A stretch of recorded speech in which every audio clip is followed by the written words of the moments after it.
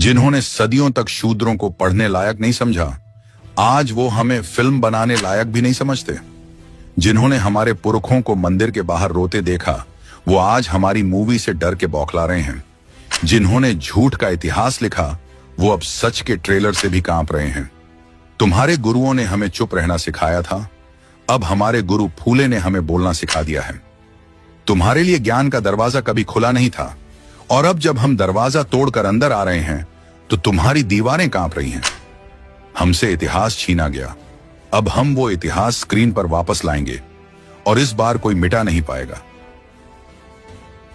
ये वीडियो शुरू होने से पहले चेतावनी दे रहा हूं, ये सिर्फ कंटेंट नहीं, ये लहू में उतरने वाली क्रांति है। आपको देखना है तो देखो, वरना इतिहास आपका इंतजार नहीं करेगा। और जब अगली पीढ़ी सवाल पूछेगी कि जब वक्त था तब तुम कहां थे, तो याद रखना, चुप्पी भी गुनाह होती है। दोस्तों, अगर आप इस वीडियो को पूरी शिद्दत से देखना चाहते हैं तो आगे बढ़िए, वरना अभी छोड़ दीजिए।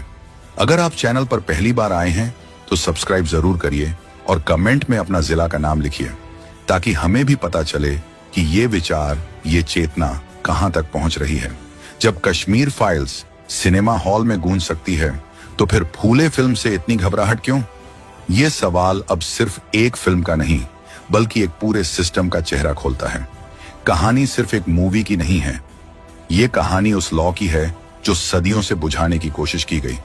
फूले एक ऐसी फिल्म है जो उस दौर की कहानी कहती है जब भारत गुलाम था, अंग्रेजों से भी पहले, मनुवाद से।